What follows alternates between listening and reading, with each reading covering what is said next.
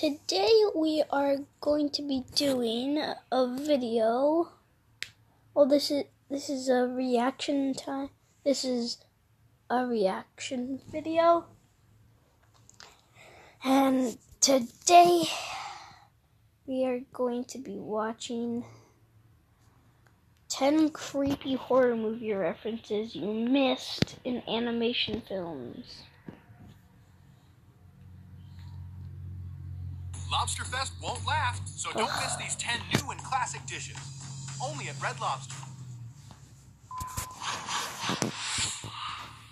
You wouldn't typically associate classic horror films like 13th and A Nightmare on Elm Street with children's movies, but there have been so many instances where horror icons were inserted into these films. Characters dress like them, parodies appear, and hit Disney movies feature homages to some horror classics. See how many of your horror favorites were animated for the big screen. And subscribe to DJ Navigator. You'll join our notification squad and be the first to know of any new content. Can you guess which movie is represented by these emojis? Stay tuned to the end to find out. You see my dad? Flushed Away. Subscribe to Fancy Pants and DJ Navigator. Followed in the footsteps of other films like Chicken Run and Wallace and Gromit: The Curse of the Were-Rabbit. The story follows the adventures of Pet Rat named Roddy, who loses his lavish lifestyle when he is literally flushed away from his home and sent into a sewer world. On the surface, the film is a basic action adventure, but if you look close, you can spot some pretty clever horror references. One of them occurs very early in the film when Roddy is enjoying his lush life at home. One part of this is his movie selection for the night. As he browses through DVDs, there are a number of titles available. Look closely and you can see a copy of Red Eye, Wes Craven's airplane horror from 2005. Soon after Roddy is flushed down the toilet, he has a conversation with an odd fisherman.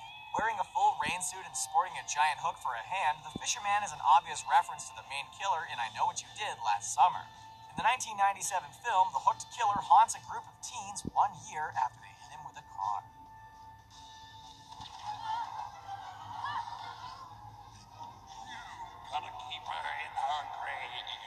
Paranorman. The 2012 stop-motion film Paranorman has a lot of horror elements to it, providing children with some good scares and beautiful animation.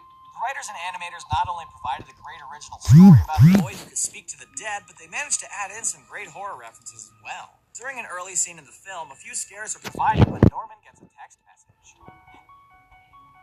If you listen closely, the text message ringtone is actually the infamous Halloween score created by John Carpenter. The message tells him to look out the window, and when he does, he sees a short boy wearing a hockey mask. This is a clear reference to the Friday the 13th franchise killer.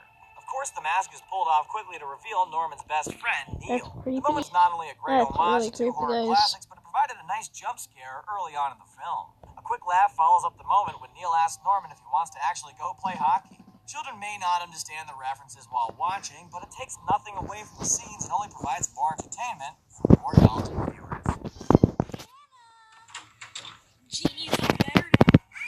Toy Story. For many children, the scariest parts of Toy Story involve Sid's mutant toys and the way they appear. For adults watching Toy Story or Toy Story 3, there's a whole different reason they may feel scared or creeped out. Both films happen to have a lot of references to Stanley Kubrick's film, The Shining. It's a little more subtle than Buzz using his karate chop action to bust through a door and scream, "Here's Buzzy!" But it's hard to ignore these key moments.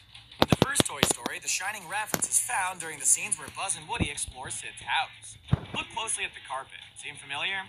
It's the same exact carpet pattern and color scheme used in The Shining. One of the key moments in The Shining where this occurs is when the young Danny rides through the halls of the haunted hotel. The Shining references continued in Toy Story 3. A security camera model number reads Overlook R237.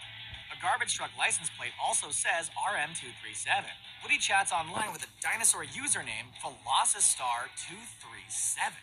Significance? Room 237 is the iconic room from the film where a woman's dead body is found in a bath of blood.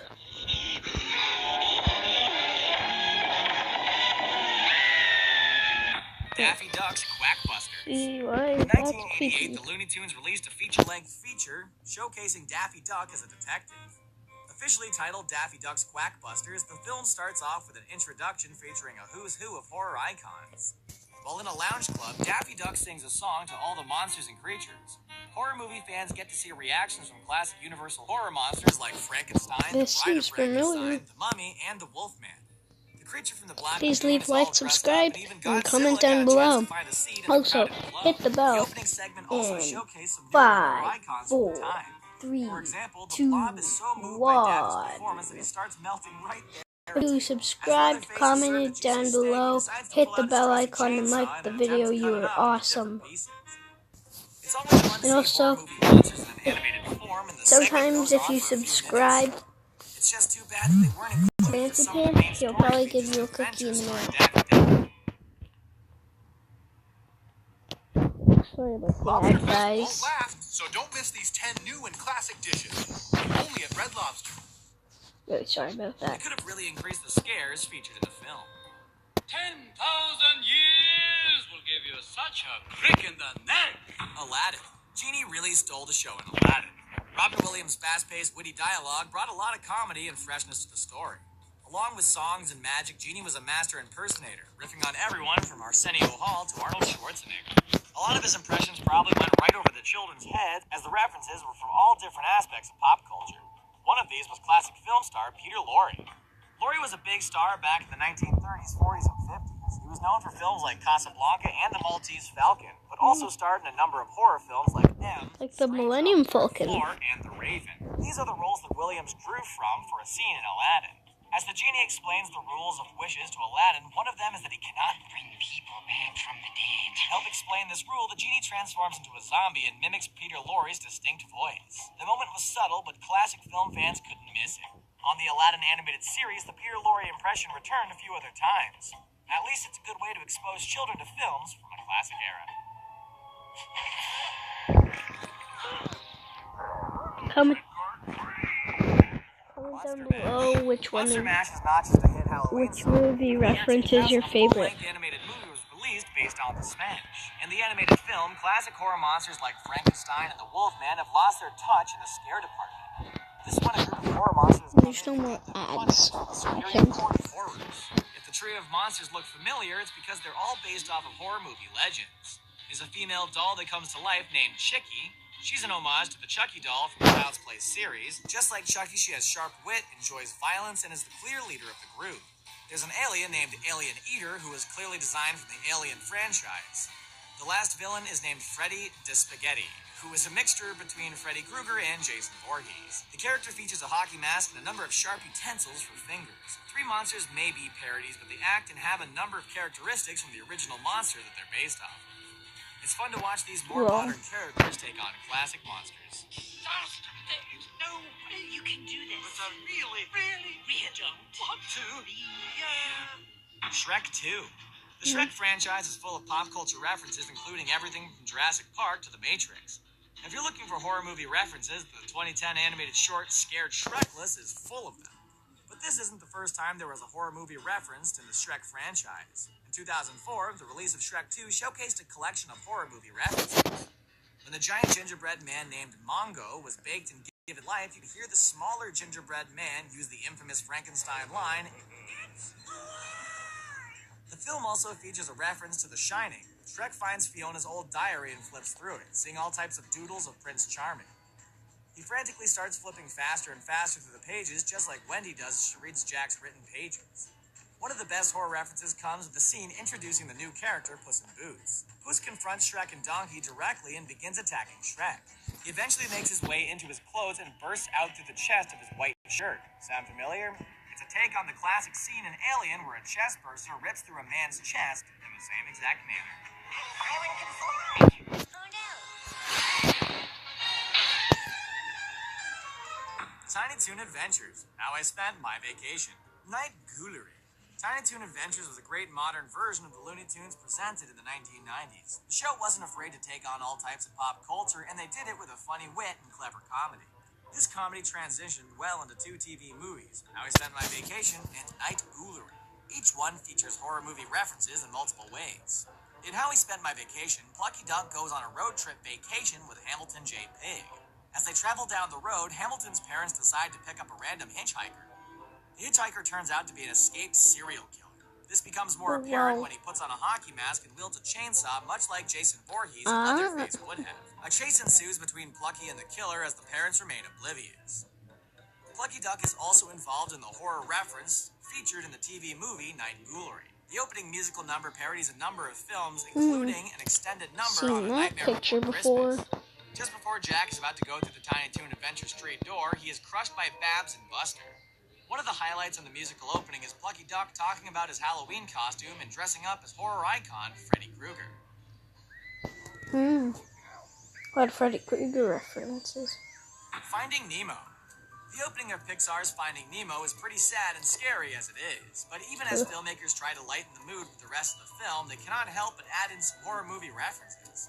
All of the scenes involving the sharks feature numerous references to horror films. The main shark is named Bruce after Bruce the Great White from Jaws. As Bruce chases down Dory and Marlin, he bursts through a wooden part of a ship and exclaims, Here's Brucey.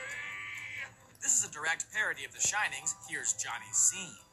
Another random horror connection for Finding Nemo is the horror film Final Destination 2. Both movies feature very similar fish tank scenes. In Finding Nemo, Nemo explores a fish tank that features a signature skull design on it. Later, the filter is clogged to help the characters find a way to escape. Birds are also constantly slamming into the window and causing problems for the dentist. In Final Destination 2, there is a fish tank with a large skull, a clogged filter that causes problems, and birds are constantly slamming into the large glass window. At least Nemo's fate wasn't a bad one, unlike the characters in Final Destination 2.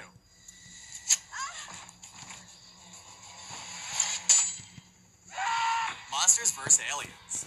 Naturally, with a film like Monsters vs. Aliens, you are bound to have a number of obvious references to classic horror movies. Every monster in the movie is based off of some type of classic movie monster, including the Blob and Creature from the Black Lagoon. There's also one horror reference that many people didn't even realize. In the opening moments of the film, an asteroid barrels towards Earth. A man following space radar sits at his research facility desk. He uses a paddle ball that aims directly at the screen. The same paddle ball gimmick was featured in the opening to the classic horror film House of Wax. In the opening, a man uses two paddle balls as he hits them back and forth and directly towards the camera multiple times. This may seem like an odd thing to duplicate, but both films did it for a very specific reason: 3D movies. House of Wax was released in 3D when it hit theaters, and movie fans could see the paddle balls go right towards their face. Monsters vs. Aliens was released during the height of the modern-day 3D film explosion, used the scene to showcase better effects and technology. Well, there you have it. What was the most clever horror film reference? Were there any that we missed? Thank you for watching and have Let us know a in the comment section below. good Don't forget to like this time. video, share it, and subscribe to Screen Rant Peace on YouTube so out. you can stay up to date with our awesome videos.